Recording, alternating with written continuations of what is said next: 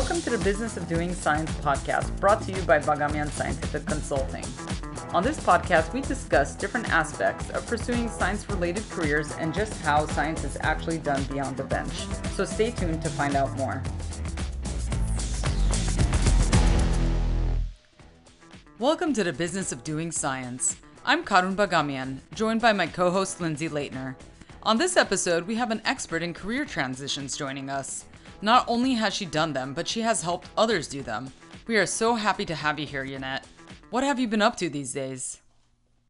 Okay, so like you said, I'm Yonette Thomas. I have a PhD in medical sociology and demography and postgraduate work in epidemiology. So academically, that's me. What I currently do now is I actually run a global nonprofit called Urban Health 360 that I started at the end of 2020. And the focus of the nonprofit is to bridge the divide, what I call the urban health divide, between the science of urbanization and health and what communities are experiencing on the ground, their perceptions of what they're experiencing. So it's global because I have an entity that's based in Kolkata, India, that's called UH360 Limited India. It's for profit because of the political environment in India. And I do a lot of collaborations with colleagues there. We're based here in Maryland in the United States. So that's my disciplinary work. And then my passion, I have a split passion. I focus on the global south and lessons that can be learned from the global south that can be brought to the global north, particularly the United States. And the other passion is mentoring and guiding people along the professional path. Because of that, before I started the NGO, I started what is called strategic transitions. And my whole point of that is to work with individuals at any level in their career path to help them, guide them to be a sounding board to help them through the process. And let me tell you how that started. In my career, I've been at the National Institutes of Health. When I left the NIH, I was the chief of the epidemiology research branch at the National Institute on Drug Abuse. And I left there briefly. So that's the extramural arm of the NIH. The Mhm. NIH has two arms, intramural and extramural. That's the extramural arm. And in extramural work, what we do is we develop, conceptualize lines of science for the extant academic and scientific community to pick up and explore, deliver on, and we give grants and all that good stuff. Our people get R01s, and you all learn science, you know all about that.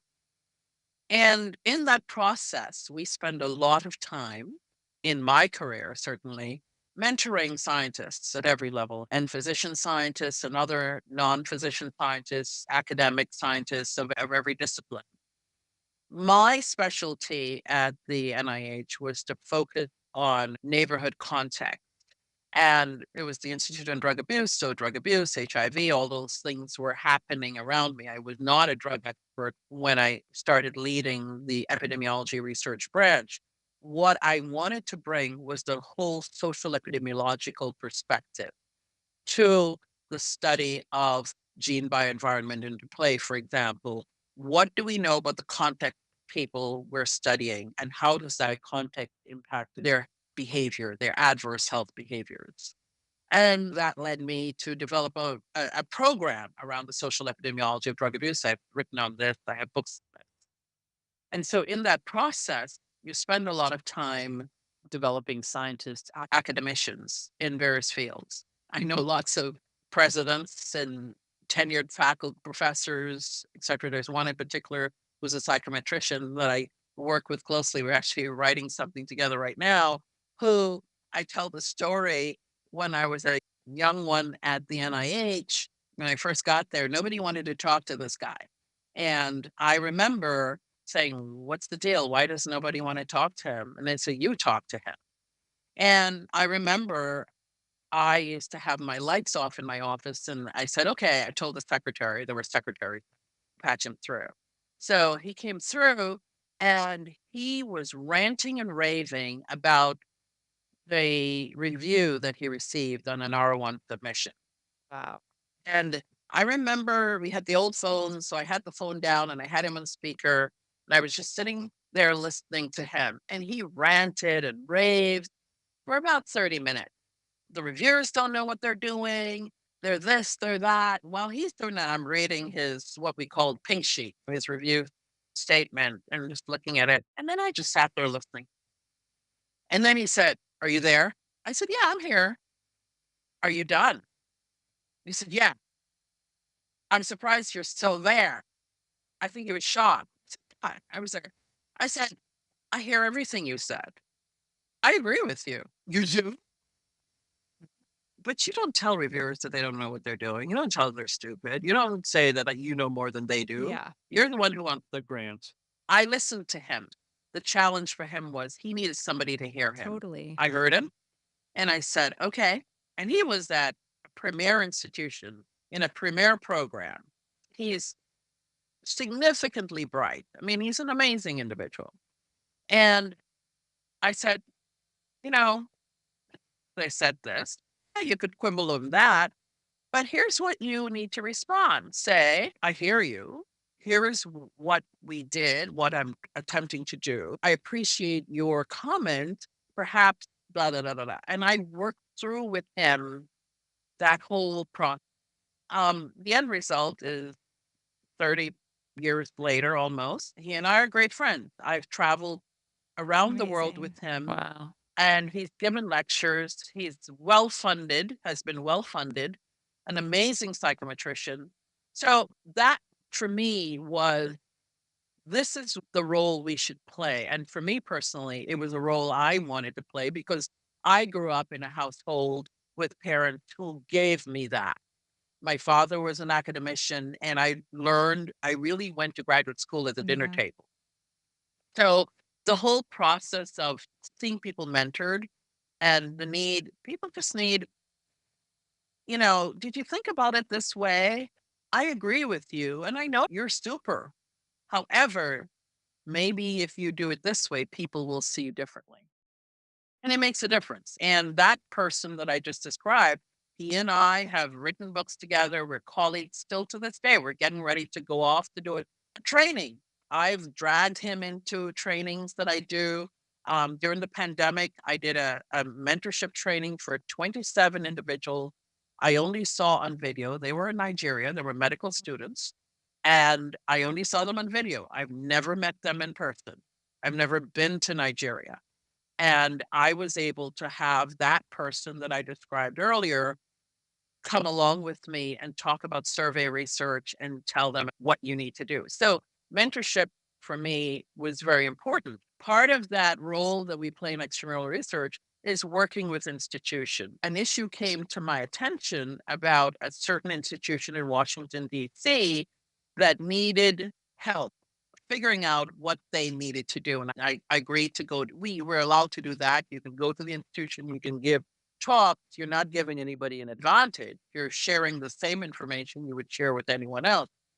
And this institution wasn't getting it.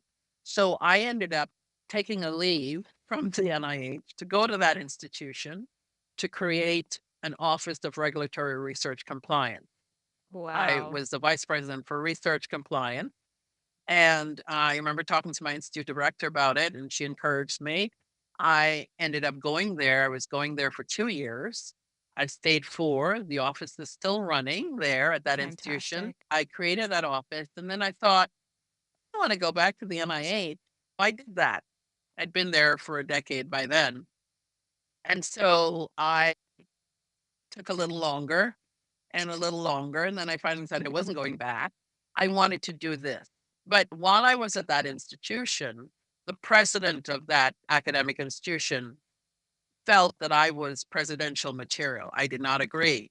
And so he nominated me for the Association of State and University Colleges, ASCU, has this presidential training program. And I was 2011 cohort in that program. I was correct. I didn't want to be a president of an institution, but I met colleagues who subsequently became president. And lo and behold, I ended up being a strategy coach for many of them.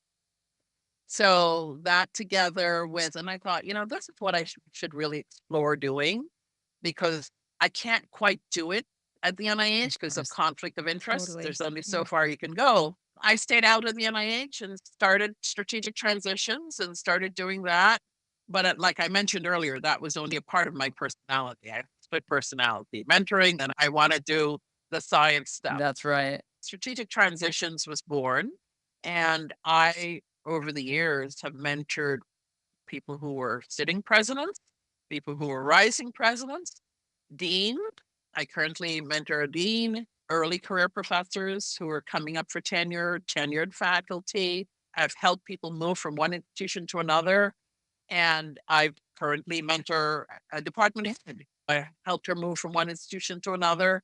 And I do this for other folks as well. Junior, they don't have to be in college or university. That's what I do in that split personalities. I'm either doing urban health 360 work, like I was in India in January. 2 weeks ago, I was in Nairobi, then in Berlin, and then in London, talking about urbanization and health. And then I have to get to my hotel room because I'm meeting with X person and I'm dealing with an issue. We have Absolutely weekly, incredible. biweekly conversations. So that's what I do. First of all, I didn't say it yet, but that's how I know Yeah. you, obviously. Me and Yonette Yeah. work together, and I'm grateful that besides helping people ascend the ranks in academia, she also helps people who decide that's not for them, like me, and helped me when I was starting my business, which hard to believe that was 7 years ago.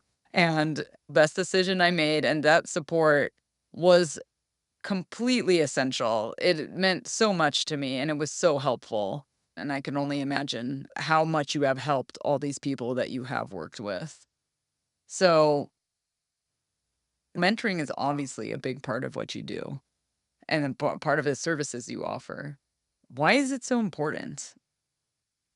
From my own personal experience, I look back and I'm thankful that I had the benefit of parents, mostly my dad because of the academic track, but my mother was very instrumental. I always had a sounding board.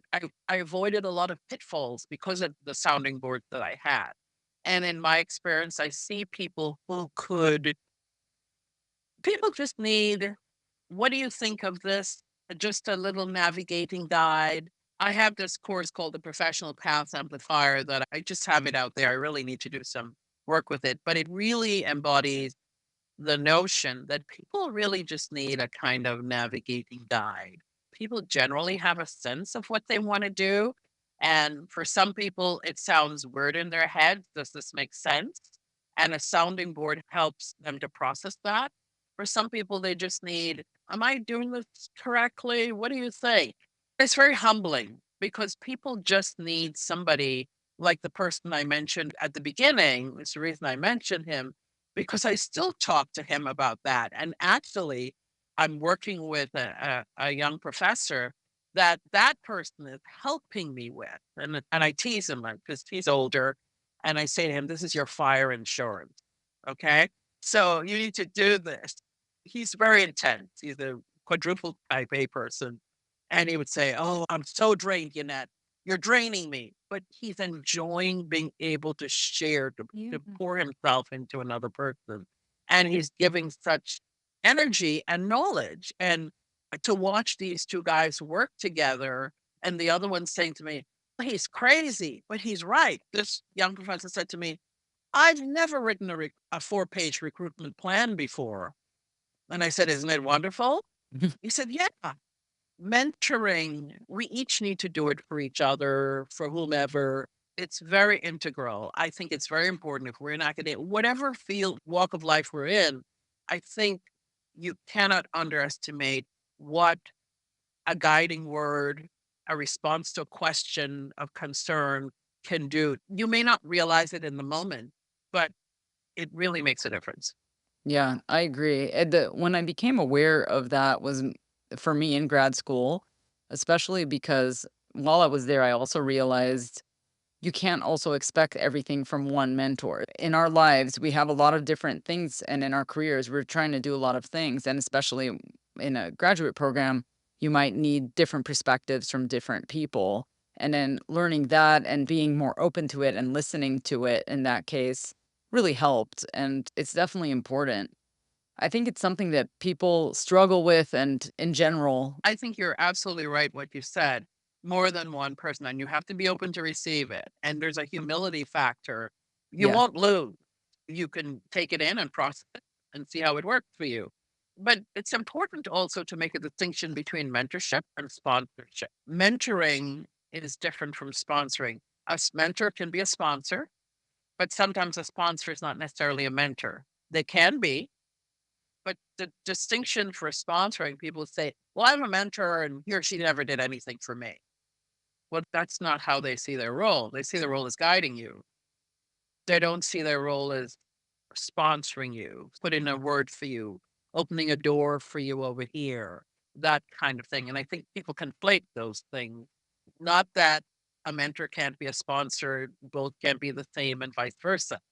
But I think the recipient have to be clear in their mind what the expectation is. that's a really interesting distinction. I've never thought about that before, but those are definitely two different roles because sometimes they coexist, sometimes they do not. And then sometimes you might expect it to coexist when that's not necessarily the case. Thank you for talking about Yeah, that, bringing some new insight. yeah, Yeah. yeah. So, what do you think makes a good mentor? In my experience, and I can only speak from me, I think to be a good mentor, you really have to be a listener Makes because it sense. takes time. You have to be willing to, always be clear. This is not about you. It is really not about you. So if you're bringing that, that could be problematic. But you have to be willing to listen, and you have to be willing to go with folks. I give you an example. Someone that I guide has a lot on her plate, and she's a very high level, at a dean's level, but a lot going on. She's also responsible, has a lot of family issues and a lot of things, and your reaction might be, "I don't have time for this." But you're up and down.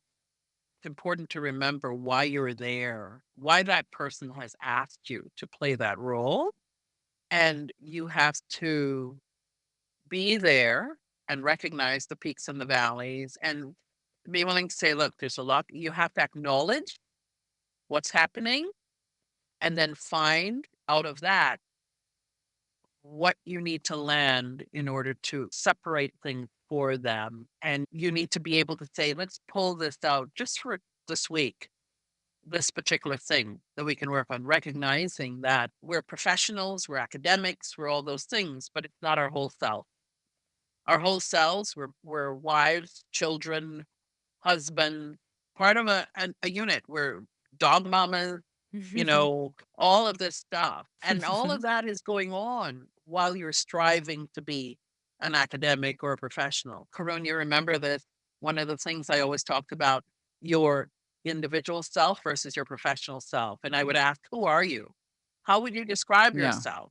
Are you a daughter, a mother, a sister? What are you? And I want to hear all of that. And it seems strange. Why are you asking me all this stuff? You remember that tree that I would do? I remember. Yes. Yeah. Because I think we each have to recognize that when we present, we're not presenting as of this face on this podcast. We're a whole. There's a lot going on for us individually. We're Yes. here, but there are all these, in network analysis, you have all these other nodes. And that's important. It's really, really important. So listening, recognizing that, and being willing to help that person because they're needing you to help them to pull out from the mistigosh of stuff that they're dealing with. How can I need to keep going. I need to be on this level. I need this thread here. Do you see my thread? And you need to help them do that. That's my personal approach. Yeah. That sounds like great advice to become a better mentor. And we're all always learning, of course, because I do mentor some people, obviously, more informally. And I learned so much from that. And some of those experiences might not be anything you expect, but you learn as much as they Right. do. And it ultimately broadens your horizons too Yes. and Yes. rounds you out as well, which is nice. Yeah. That's a very important point, and also recognize it's work, Yeah, of course. hard work. Is there a lot of differences in your approach to somebody that's maybe more junior or more senior if you're mentoring somebody, or are most of the principles the same? Believe it or not, for me, the principles are the same, just the manifestations and the maturity levels and the complexities are different.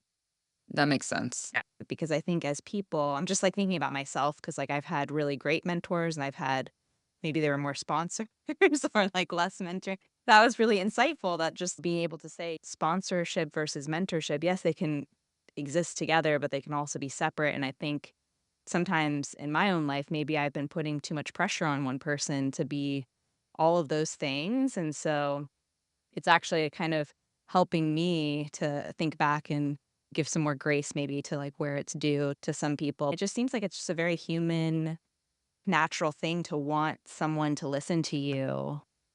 And it's actually very hard to find people that will actually listen to you and where you feel heard and you're like, okay. And then they can also be a sounding board for you. It's very hard, I think, to find those people. When you do, they're really like gems. It's a very human connection that you're able to establish, realizing that people need that kind of collaboration in a deeper way than just like you Yeah. have to work together. You're forced to work together, maybe, and we're getting something done, but Right. it's actually, I'm here to listen to you and I hear you. And there are parts that you're saying that are right. And there are some parts where I think we might need to talk a little bit more and get deeper into the little piece, but it hit the human part of me where I'm like, "Yes, like, that's exactly what, like, I need." Like, I need somebody to just listen to me and talk to me.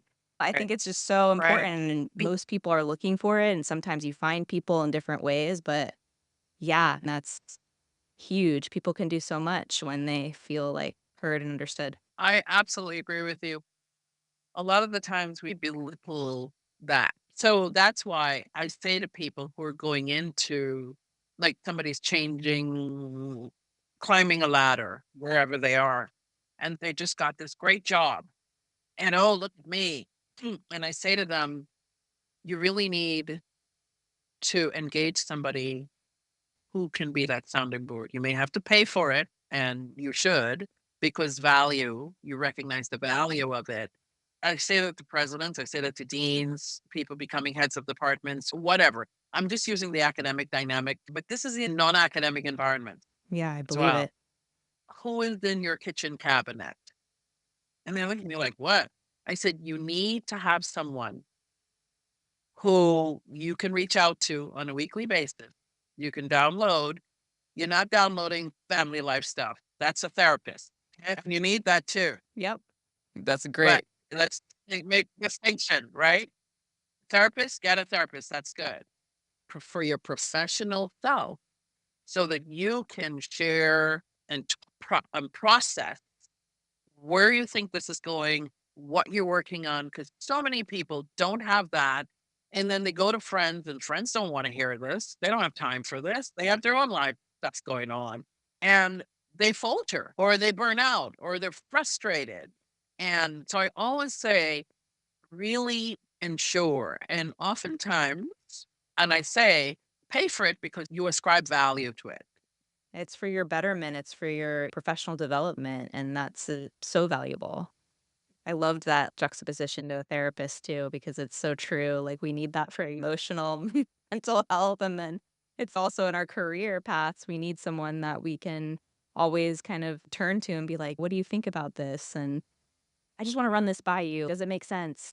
Yes, And yeah, not everybody has that. And it does make you go in circles and second guess and maybe stay where you are because you just don't really know to put one foot in front of the other. exactly. I have this therapist, and you know her, mental health Yeah, I specialist, remember. Yeah. Karun Chatia, and she would say, I referred this person to you. I'm doing the therapy stuff. She needs you, or he needs you, I because, love the that. separation. I'm doing therapy. I'm not doing strategy. It's definitely a difference. It's like an Yes. investment in your whole self. You have to have the different pillars of people and Yeah. all of that. Yeah. Yeah, it Yeah. matters. It really does. So, Karun, it would be nice to hear from you because it's been 7 years since we've been interacting, not as intensely as the earlier years anymore. Here you are interviewing me on a podcast, but I'd really love to know because those principles, I use those principles in individual sessions as well as we had this wonderful group session in Washington, D.C. I remember. Yeah, it was great. I'd love to hear how that has helped you progress. And has it washed out? Is there a fade out effect, or are you um, still able to recall some of that? Oh, definitely. I think a lot of it is fundamental to how you operate.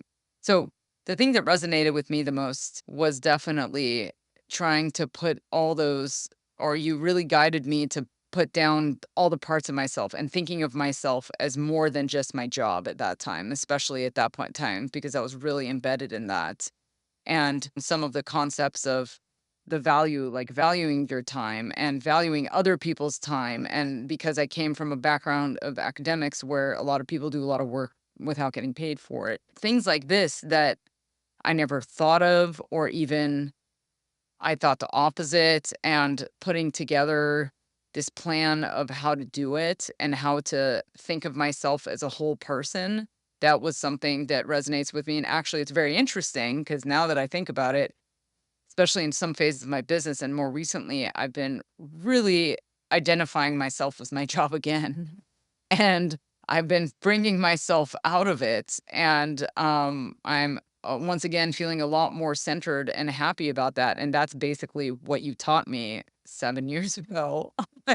So it came back full circle because I'm going through that right now where I'm taking an art class, doing some different Well, things, and it's actually making me better at my job and giving me a more balanced perspective.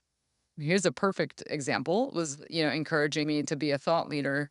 I don't do all the things of that, but the podcast is a part of that, right? Is us trying to spread our message of there's a combined message here, which is a lot of people change their jobs. It's okay. Here are some ways that, here are how other people did it. These are the things that we like to talk about. And it is a little bit different than what I do for my job, right? But mhm. this was a passion we had. So, and I remember early on, you were encouraging me to write more and put things out there. And then it ended up, which I never thought, being a podcast.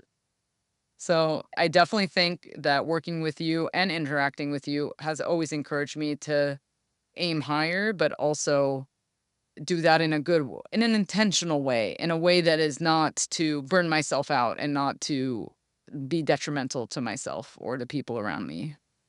Mhm. Um, that's wonderful. I learned from you something that I'm able to use now because, as I was saying to you earlier in the green room, that I currently mentor a young woman who started out in wet lab and had a very bad experience at the new lab she went to. She's pre-doctoral and just a devastating experience to the point where I literally had to go. She's in New York, I'm in Maryland. I literally had to go there because I was very concerned. And because of my interaction with you, I had a better understanding because I'm not a bench scientist. I had a better understanding of the issues there and was able to help her navigate. We're still navigating through, and I think we're headed to a very good outcome, but it was scary. And I knew things, and she would say, "How do you know all of this stuff?" And I said, "I've talked to people who've been scientists and stuff," but it really helped.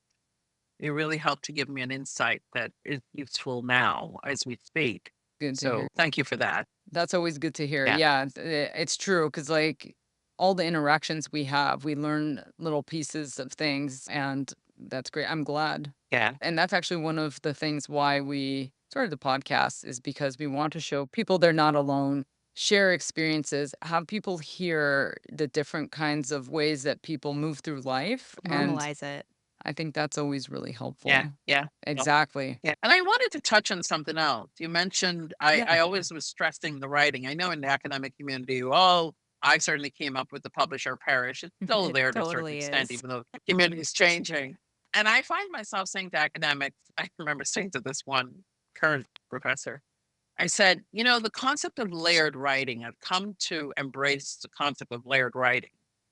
And he said, what is that? And I said, well, I made it up. I said, we are in an age where you have LinkedIn. I don't like the term blog, but blogs are useful.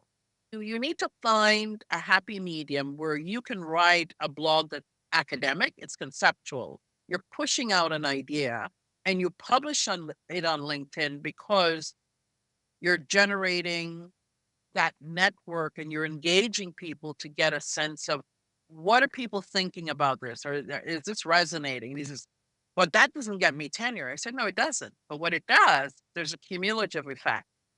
If you are pushing a concept, you put out this blog and you get this dialogue and it helps to stream your thinking and getting it flow, then that blog can probably become a commentary in a journal that can then develop into a longer form journal article because you're not yet ready. You don't have the data. You're still conducting the research, but you're testing it out. And you'll see that is fodder for that big article.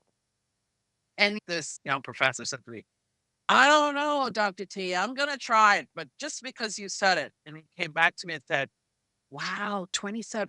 I just put it out. 27 people have responded already and making these comments. And I said, Wow. okay. Wow. So you don't have to necessarily, it leads to that big journal article, but you need data. You need sometimes a model. You need to be testing something, the regression and the analyses, da da da.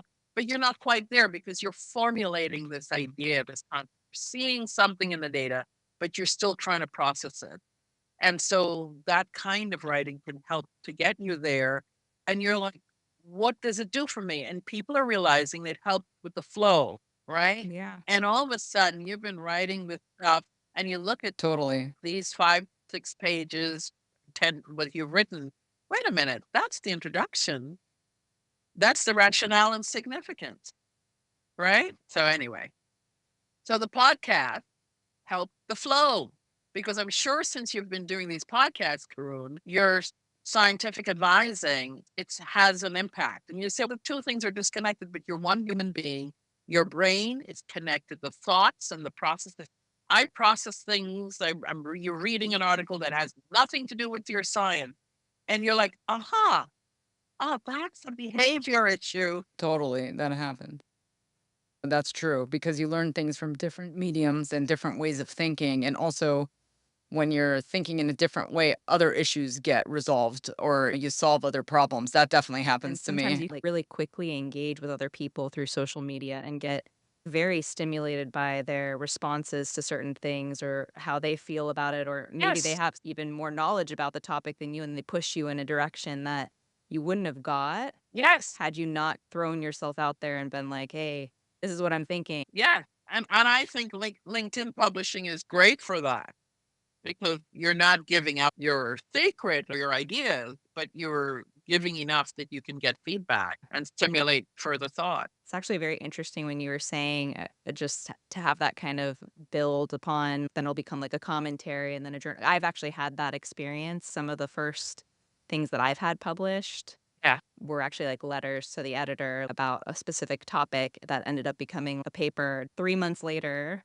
Yes. That was the direction that we took and we wrote a paper. And so it's very interesting how it Yes. does all build upon itself. And yeah, it's not going to get you tenure and it's not going to probably help you, at least in an academic world. I gave a presentation on it, and very first comment that I got from people in the room were like, why are you wasting your time Oh, yeah. writing letters to the editor?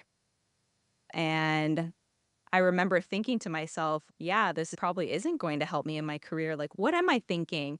And then suddenly I had all of this. You use the term fodder. I'm going to just go with that because I like that. I had all of this fodder that I could use for a paper. And I've been building on it the last 3 years or whatever and published quite a bit and have presented on it and everything. And it's just interesting because that was how I got started. And maybe if I hadn't done that, maybe I wouldn't have been thinking about things in certain ways. So it is very, like, that's a great point, I think, for so many people to not everything we do, we might not see the significance of it in the moment. Exactly. And it brings me to this thing also that I say to people, run your own race. The others in the room said, why are you wasting your time doing that? They process things differently. They're not you. You run your own race because you know why you're doing it. You're doing it because it's helping you build to something. You're processing Yeah. something that you want to eventually explore and write. Run your own race. That. Yeah, that's great advice. That's actually my workout mantra. I try not to ever compare myself to anyone Yeah. else. So I always say that. I'm always like, you're running your own race right now. Like, this is your own. And it applies for everything you do. And in your professional life, it applies. Just like your workout, it applies. It's Yeah. true. And yeah, we might not all make it to the same spot at the same time, but You'll get there. And you are getting there. you'll get Yes. That's there. right. Yeah. Because Uh, for a lot of people, the comparisons is what makes them crazy. Yeah. Some people thrive on it, but most of us don't. Yeah, I don't for sure. Yeah, I don't either. Actually, Karun and I have had this conversation many times about how we don't thrive in those types of environments, but oftentimes the academic world can be like that. The academic world is like that. Like, you are Right. terrible. Look at Right. X, Y, and Z in your same level that are doing all of these things. And then you're like, oh my gosh, I'm awful. And then you look at your CV and you're like, this is Right. pretty good, actually. Exactly. What the Right. hell? Exactly. I think You that's know, not even necessarily academia specific. I think That's it's the true. I work might have. culture. You like whatever the work culture is somewhere. Because some people, and like what Yonette said, some people are motivated by things like that. So then they think that motivates other people. That's a whole thing about You're right. leadership or yeah. Communication, they're motivated by competition in the Yeah. room or Yeah. something. Yeah. In my experience, those people, and I'm older than all of you, those are carcasses along the way. The ones who are so competitive and they're comparing and they're da da da da da. And the people who just ran their race, they sustained. You're so right. You're so that's right. such a great comparison. I'm just thinking back the last 3 years of my life, and I can say that for like exactly what you just said, that is what it is. Yeah. It's crazy. Yeah. Yeah. Be you and you know where you're going. You know what you want. That's what I say to people. Simple things like that, because that's what I learned. Yeah. And you know that you want to go to that place with this work. And just be methodical. Just do your thing. And your neighbor is doing whatever and bells and whistles. That's great. Have fun. But you're running your own race. And don't be deterred by that. These cliches that our parents always say, the grass is always greener on the other side. Well, in truth, they're talking from experience, right? And then you come to find out the very person who's saying, why are you wasting your time? They're struggling like ever. And you're thinking, oh, I thought I had it badly. So you never know. Yeah. Definitely. When I was in grad school, there was another student who her mentor was a lot more like that and really pushing her and stuff. Whatever she described would not motivate me whatsoever. But she said that's what she needed. And she was really happy with it. And it was like really Yeah. shocking to me because it sounded like the opposite motivator for me. But I guess people work differently. I don't know, but if you don't get to experience the other way, so it's a good question. I do think you're right that the cars along the way, that Yeah. does happen. Some people Mhm. though do like, or they think they like a higher stress motivator, but yeah, I don't. I think it's more sustainable personally. I don't like that kind of environment. I shy away from it. But I think you said something they think they like. I am beginning to think more and more, the more I see, is that people think they like that. And in reality, when you catch up with them later on, they're spent. Yeah. It's like a learned Yeah. behavior, right? Yeah. Where you're Yeah. just, Yeah. Because I've definitely gone through spurts in my life where I was just working too much. I thought I liked it at that time, or I was getting, you get off on your accomplishments or something. I don't know what's going on. There's Mhm. something yeah. crazy. But then in the others, I actually have been truly happier, not thinking I'm happier. I think that's the difference, right? And still excelling along the way. Yeah. Trying. And I think You we're are. all women on this podcast. I think women in particular, it can be hard because you have competing interests. You may or may not want to have a family, or you want to have a child at a particular time, but then you want to stay, keep going. And you're like, oh, I can't do all of this, can I? But you can, but you pace it. don't feel that I have to do it this way or else I'm going to lose or whatever. Yeah, that's really good advice. No. That's great advice. Yeah, because I think that's sometimes you get into that mindset for sure, which is this is the way. People might tell you that, or even if they don't tell you, it's just something about society is telling you there's this message you're receiving, and sometimes you don't even realize you're receiving it, and then it Right. comes out, and you're like, "Why do I think this way?" Yeah, it's Right. interesting. Right. I know for me personally, I am going in and out of that right now in my life. I mean, I'm about to have a baby. I'm, Oh, you know, congratulations. 7.5 months. Thank you. And yeah, I keep thinking like, oh my God, how am I going to do all of the things? And am I on the right track? And I have all these little voices from different places telling me different things. And it can be very stressful. I mean, obviously with all the hormones and everything, you're just like, like everybody be quiet. Like I just want to go hide in the closet. And but yeah, it's interesting. And luckily I have a Karun in my life who's she's one of my mentors. She's been my mentor for, oh my God, more than 7 years. Wow. Actually, like beyond, yeah. She was a postdoc that came into the lab that I was in and immediately was someone that I knew I could go and talk to, and she was going to listen Right. and be a sounding board and be wise beyond, and has been in my life since then. And also, we're friends too, but yeah, is definitely like a science sister mentor person for me. She's the only one of the only people that like doesn't make me want to go run into a closet. You're raising an important point because we need to recognize that role, particularly as women, as we ascend the ladder and we're in spaces where a decision is being made about a particular scientist, or you hear the guys that want, I don't know if they still do that, but in my time, I would have to take a breath and say, no, I have to speak up. Oh, she's pregnant again. Forget it. Don't. And I Oh said, God, excuse yeah. me? What did you just say? No, we are not making a decision based on that. I was at the level where I could, and if ever you're Yeah. in a room at the table at a level where you can say, let's look at this differently. She's productive. She's done this. She's done that. We need to make sure we give her a year, a stage where she can do this and this, and she can follow on.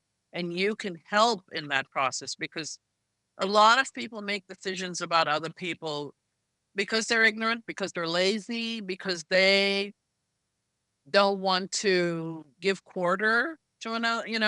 And as women, I think particularly we experience that, but we are more in decision making. We have to recognize that.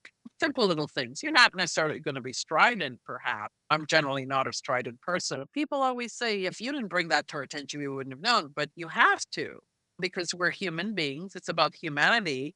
And human beings are productive and they have other lives, they have other parts to them. And so we in academia, non academia, in commerce, whatever, we have to speak up about those things. Yeah, Yeah, definitely. very important. Yeah, I feel like places are getting better about that, but that's still Yeah, really prevalent to that way of thinking, I think, and in It's yeah, still a workplaces thing, too. yeah. yeah, yeah. It's a And lot better. And that fear, feeling like your career might be over because you're about to start a family or, maybe have some kind of health issue or whatever it is. It's a very real thing, and it's still something that's talked about Right. in other circles that I'm in and with other mentors that I have. This is a real fear. What are you going to do? What do you mean? What am I gonna do? And I'm just like, well, I guess I'm going to keep my own race. I think it's going to be okay. But also, you're right. I don't know. But I'm trusting that I've made it thus far, and it'll be okay. And on that point, I absolutely agree with you.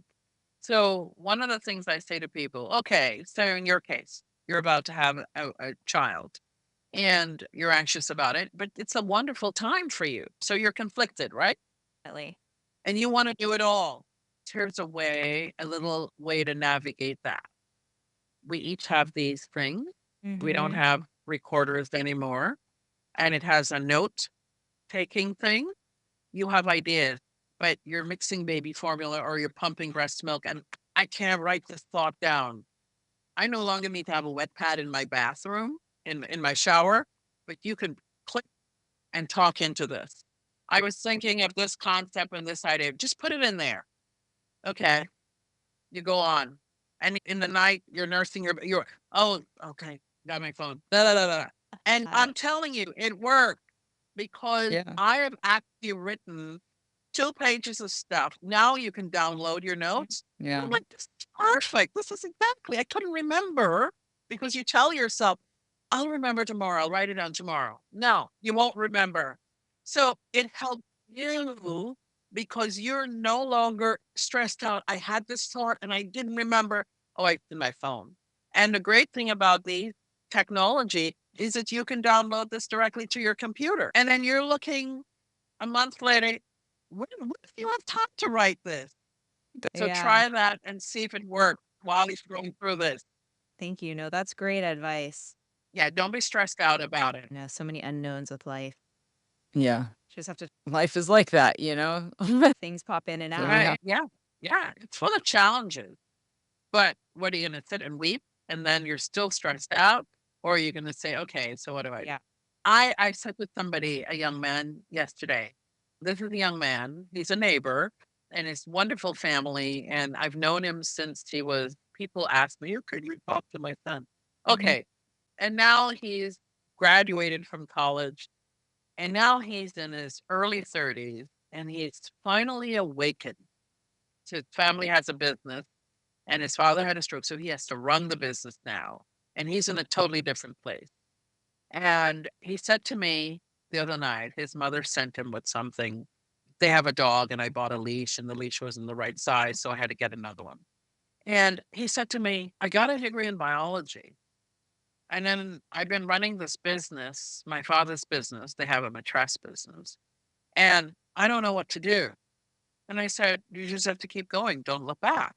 Because I think I need to go back to school. And I said, why? Well, don't I need to go back to school? I said, look, you have a degree in biology. You've done all this entrepreneurial stuff. You've got this business experience and that. Figure out a way to marry the two. Because where he was going was, I can't do anything until I go back to school. That keeps you back. You have to keep moving forward. And so think about it. And I said to him, do you have a LinkedIn profile? No. I said, okay, your homework is to get a LinkedIn profile. I said to him, I am a glass 3/4 full person. I can't help it.